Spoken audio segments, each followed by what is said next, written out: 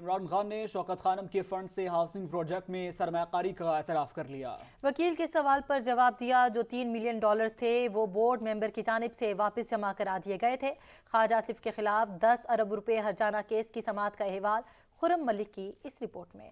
خواجہ آصف کے خلاف 10 ارب روپے ہرجانے کا کیس۔ عمران خان نے شوکت خانم کے فنڈ سے ہاؤسنگ پروجیکٹ میں سرمایہ کاری کا اعتراف کر لیا۔ عدالت کو آگاہ کیا کہ شوکت خانم کے بورڈ کی جانب سے انہیں اس حوالے سے بتایا گیا تھا۔ ہاؤسنگ سوسائٹی کا نام انہیں یاد نہیں۔ وکیل نے سوال پوچھا، کیا آپ کو بورڈ کی طرف سے اس حوالے سے تحریری طور پر آگاہ کیا گیا تھا؟ عمران خان نے کہا اس وقت یاد نہیں کہ تحریری طور پر کیا تھا یا نہیں۔ جو $3 ملین تھے وہ بورڈ ممبر کی جانب سے واپس جمع کرا دیے گئے تھے تو معاملہ ختم ہو گیا۔ وکیل خواجہ آصف نے کہا معاملہ ختم نہیں، معاملہ تو وہیں سے شروع ہوتا ہے۔ جب 3 ملین کی سرمایہ کاری کی گئی اس وقت ڈالر کا ریٹ 60 روپے تھا، جب واپس آئے ریٹ 120 روپے تھا۔ عمران خان کے وکیل کی جانب سے سماعت ملتوی کرنے کی استدعا پر وکیل خواجہ آصف نے کہا آئندہ سماعت پر 2 گھنٹے دے دیں تو جرح مکمل کر لوں گا۔ چیئرمین پی ٹی آئی بولے آپ ادھر ادھر کے سوال کرنے کے بجائے سچ پر آئیں تو معاملہ جلدی ختم ہو سکتا ہے۔ بعد ازاں سماعت 28 جنوری تک ملتوی کر دی گئی۔ وزیراعظم کے بیٹے کو کلین چٹ مل گئی۔ ایف آئی اے نے منی لانڈرنگ کیس میں وزیراعظم شہباز شریف کے بیٹے سلیمان شہباز کو بے گناہ قرار دے دیا۔ ایف آئی اے نے عدالت کو بتایا کہ سلیمان شہباز کے کیس میں ملوث ہونے کے ثبوت ملے، نہ کک بیکس کے کوئی شواہد ملے۔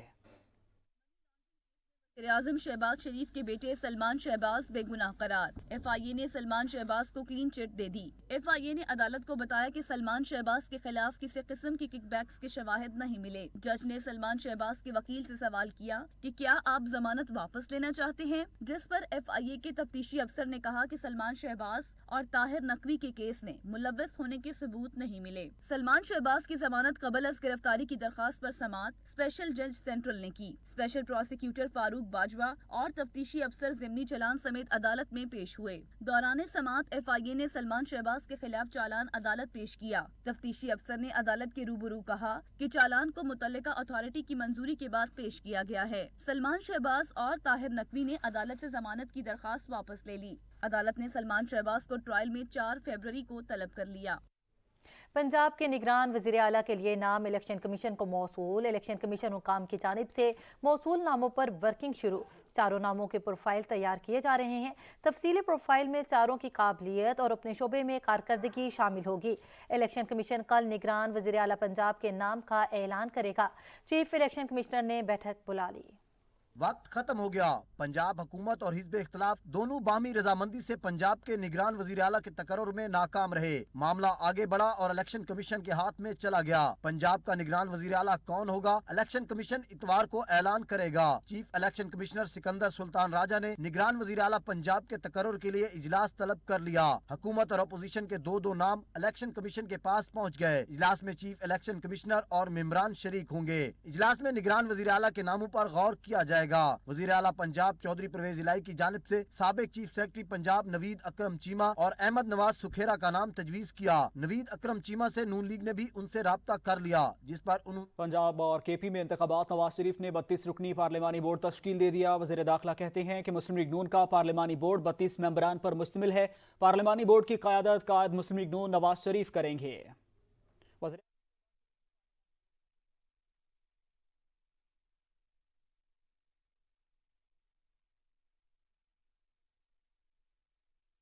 خیبر پختونخوا میں نگران سیٹ اپ کی تشکیل۔ اعظم خان نے بطور نگران وزیر اعلیٰ کے پی حلف اٹھا لیا۔ گورنر خیبر پختونخوا غلام علی نے اعظم خان سے حلف لیا۔ نگران وزیر اعلیٰ کہتے ہیں پرامن انتخابات اولین ترجیح ہے۔ انتخابات کرانا الیکشن کمیشن کا کام ہے، ہم ان کو مکمل تعاون فراہم کریں گے۔ میں محمد اعظم خان صدقے دل سے حلف اٹھاتا ہوں کہ میں خلوص نیت سے پاکستان کا حامی اور وفادار رہوں گا۔ خیبر پختونخوا میں نگران سیٹ اپ کا پہلا مرحلہ مکمل۔ محمد اعظم خان نے بحیثیت نگران وزیر اعلیٰ اپنے عہدے کا حلف اٹھا لیا۔ گورنر خیبر پختونخوا حاجی غلام علی نے نئے وزیر اعلیٰ سے حلف لیا۔ گورنر ہاؤس پشاور میں ہونے والی حلف برداری تقریب میں اسپیکر صوبائی اسمبلی مشتاق احمد غنی اور قائد حزب اختلاف اکرم دورانی سمیت مختلف سیاسی رہنماؤں، سول و ملٹری حکام، ब्यूरोक्रेट्स और पुलिस हुकाम शरीक हुए। अपने बयान में निगरान वज़ीर आला आज़म खान कहते हैं, पुरअमन इंतखाबात अव्वलीन तरजीह है। इंतखाबात कराना इलेक्शन कमीशन का काम है। हम इनको मुकम्मल ताउन फराहम करेंगे। खैबर पख्तूनख्वा में अमन अमान और महंगाई के मसाइल हैं। अमन अमान के क़याम के लिए इक़दामात करने की कोशिश करूँगा। निगरान वज़ीर आला खैबर पख्तूनख्वा का हल्फ उठाने वाले आज़म खान चीफ सेक्रेटरी समेत दीगर अहम ओहदों पर फाइज रह चुके हैं। वो साबिक निगरान विफाकी वजीर भी रहे। आज़म खान पेट्रोलियम और मजहबी अमूर की वजारतों के विफाकी सेक्रेटरी भी रहे हैं। साबिक ब्यूरोक्रेट और खैबर पख्तूनख्वा में चीफ सेक्रेटरी के तौर पर खिदमात अंजाम देने वाले आज़म खान का ताल्लुक खैबर पख्तूनख्वा के जिला 4 सदा से है। खैबर पख्तूनख्वा के निगरान वज़ीर आला मोहम्मद आज़म खान ने वज़ारत आला का मनसब संभाल लिया है। वज़ीर आला सेक्रेटेरिएट आमद पर पुलिस के चाको चौबंद दस्ते की जानिब से गार्ड ऑफ ऑनर पेश किया गया। वज़ीर आला मोहम्मद आज़म खान कहते हैं, सूबे में साफ व शफाफ इंतखाबात का इनेकाद सूबाई हुकूमत की अव्वलीन तरजीह है।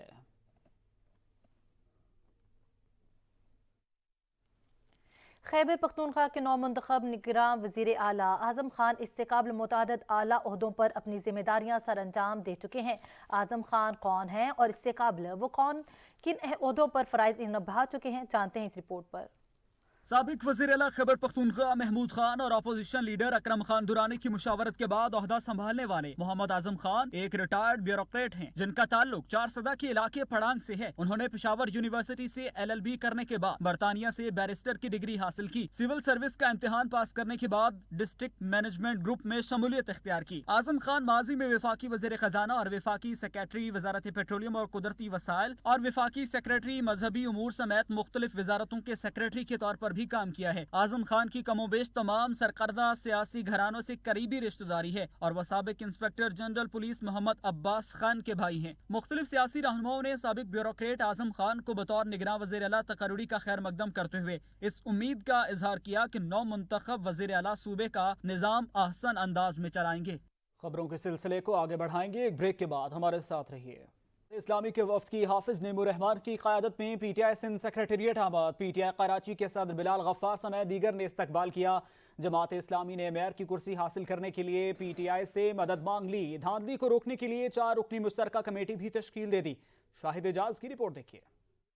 शहर कायद में मेयर लाने के लिए जमात इस्लामी ने खिलाड़ियों से मदद मांग ली। जमात इस्लामी और PTI ने अहम बैठक के बाद धांधली के खिलाफ हाथ भी मिला लिया। मीडिया से गुफ्तगू में हाफिज नईम बोले, हम इत्तफाक राय चाहते हैं। PTI के साथ धांधली के खिलाफ कमेटी बनाने पर इत्तफाक हो गया।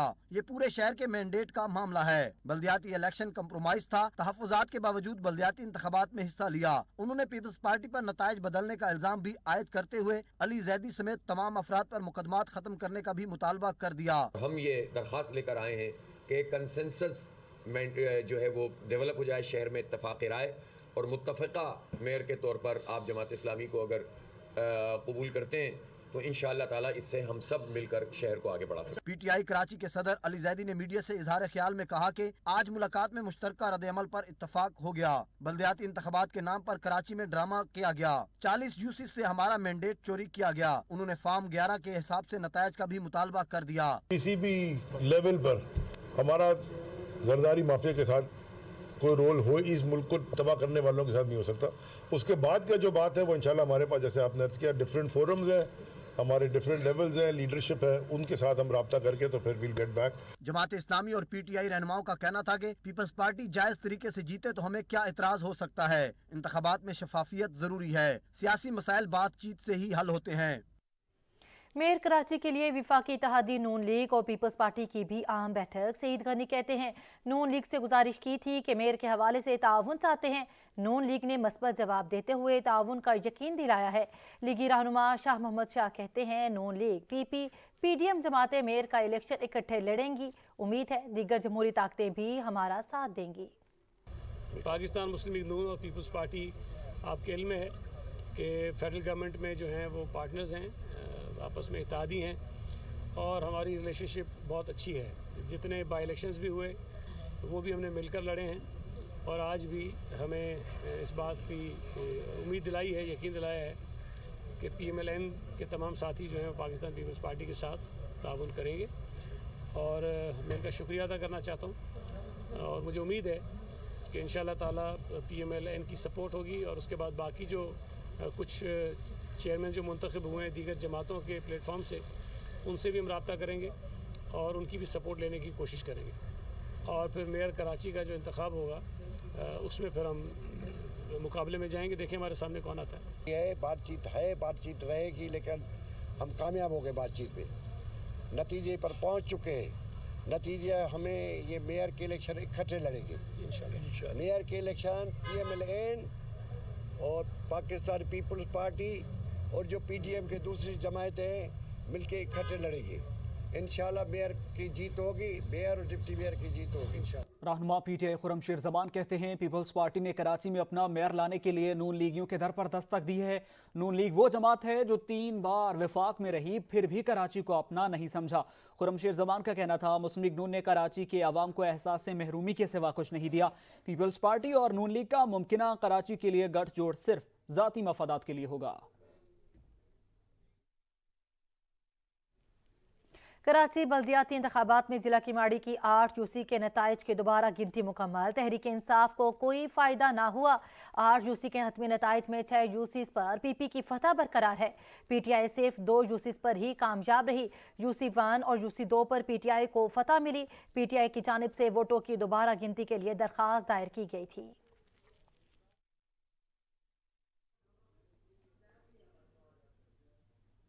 مزید خبریں ایک بریک کے بعد ہمارے ساتھ رہیے۔ کپتان نے نون لیگ کی بڑی وکٹ گرا دی۔ مسلم لیگ نون کے مرکزی رہنما پیر امین الحسنات نے پاکستان تحریک انصاف میں شمولیت اختیار کر لی ہے۔ فواز چودھری کہتے ہیں امین الحسنات اور ان کے خاندان سرگودا کا راولپنڈی ڈویژن پورے ملک اور اوورسیز پاکستانیوں میں اثر و رسوخ رکھتا ہے۔ امین الحسنات نے وائس چیئرمین شاہ محمود قریشی، ترجمان فواد چودھری اور مرکزی رہنما عامر کیانی کے ہمراہ پریس کانفرنس کرتے ہوئے PTI میں شمولیت کا اعلان کیا۔ اس موقع پر شاہ محمود قریشی نے کہا پیر امین الحسنات سے قدیم روحانی رشتہ ہے، ان کی تحریک انصاف میں شمولیت سے PTI سرگودا میں مزید مضبوطی ہوگی۔ مجھے بے حد خوشی ہے کہ ان کی شمولیت سے تحریک انصاف انشاءاللہ اس علاقے میں پہلے سے زیادہ مضبوط ہوگی۔ اس موقع پر PTI رہنما فواد چودھری نے کہا پیر امین الحسنات کے فیصلے سے سرگودا میں نون لیگ عملی طور پر ختم ہو گئی ہے۔ اسپیکر قومی اسمبلی پر تنقید کرتے ہوئے انہوں نے کہا راجہ پرویز اشرف نے اپنے چیمبر میں سرنگ بنائی ہوئی ہے، جب بھی ہم ملنے جاتے ہیں وہ غائب ہو جاتے ہیں۔ جناب پرویز اشرف صاحب نے انہوں نے اپنے کمرے کے اندر سرنگ بنائی ہوئی ہے، جب بھی ہم استعفے لے کے جاتے ہیں وہ سرنگ سے باہر نکل جاتے تھے۔ اب کل انشاءاللہ ان کو یہ علاج ہوا ہے۔ ان کا مزید کہنا تھا نون لیگ کے مرکزی رہنما پیر محمد امین الحسنات کی PTI میں شمولیت انتہائی اہم ہے۔ PTI پیر امین الحسنات کو ساتھ لے کر چلے گی اور ان سے مشورے بھی لے گی۔ عوامی مسلم لیگ کے سربراہ شیخ رشید نے کہا ہے حالات اتنے گمبھیر ہیں کہ اب سیاسی نہیں قومی سلامتی کا مسئلہ پیدا ہو گیا۔ PTI رہنما مسرت جمشید چیمہ کہتی ہیں حکومت نے ملک دیوالیہ کر دیا ہے لیکن اپنا تمام مال و متاع برطانیہ منتقل کر رہے ہیں۔ حسان خابر کہتے ہیں PDM پنجاب میں منصفانہ اور آزادانہ انتخابات کا خطرہ مول نہیں لے سکتی۔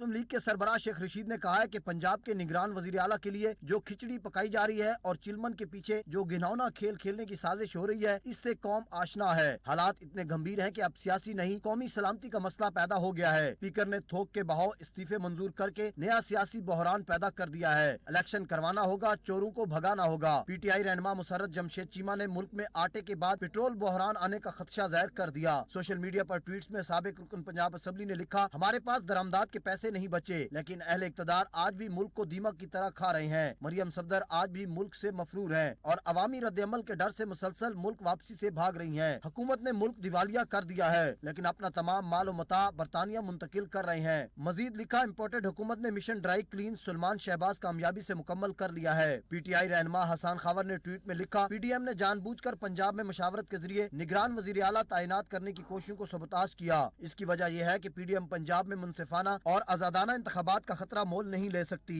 PDM یہ جانچ رہی ہے کہ انہیں مقتدر حلقوں سے کتنی مدد ملنے کا امکان ہے۔ الیکشن کمیشن کا انتخاب یہ خود بتا دے گا کہ وہ کہاں کھڑے ہیں، PDM کے ساتھ یا جمہوریت کے ساتھ ہے۔ معیشت چلانے کے حوالے سے ہم نے غیر ذمہ داری کا مظاہرہ کیا۔ سابق وزیر اعظم شاہد خاقان عباسی کا اعتراف۔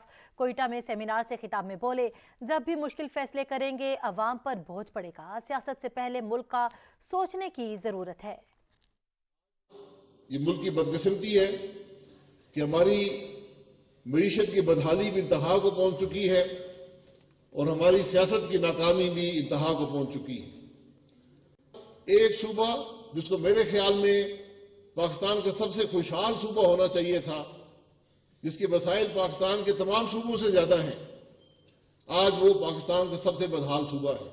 پی ڈی ایم غلط بیانی نہ کرے، خیبر پختونخوا پر قرض 900 ارب روپے نہیں ہے۔ سابق وزیر خزانہ خیبر پختونخوا تیمور سلیم جھگڑا کا کہنا ہے حقیقت یہ ہے کہ صوبے کا بیرونی قرضہ بجٹ کے صرف تیسرے حصے کے قریب ہے۔ بیرونی قرضے کا حجم صوبے کے بجٹ کے تقریباً 74% سے کم ہو کر بجٹ کا 27% رہ گیا۔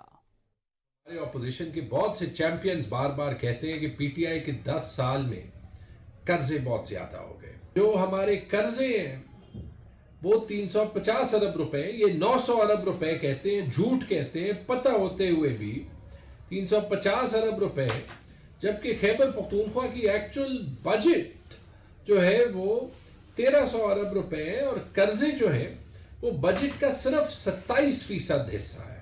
ہمارے آخری 6 مہینوں میں جب پی ڈی ایم کی حکومت نے ہمیں دیوالیہ کرنے کی بھی کوشش کی تو ہم نے اپنا ہوم ورک کیا، ہم نے صوبے کا بیلنس 50 ارب سے زیادہ کیا، اور اللہ کا لاکھ لاکھ شکر ہے کہ ان کی ساری کوششوں کے باوجود ہم نے خیبر پختونخوا کو دیوالیہ ہونے نہیں دیا۔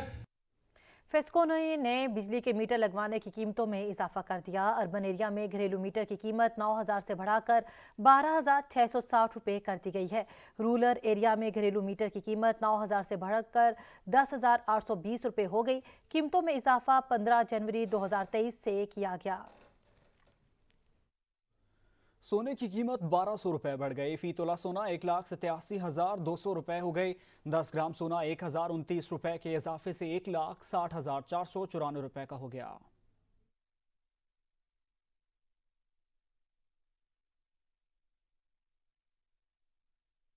نیوز اسٹوڈیو سے اب تک کے لیے اتنا ہی۔ مزید کسی بھی خبر سے باخبر رہنے کے لیے دیکھتے رہیے سچ نیوز۔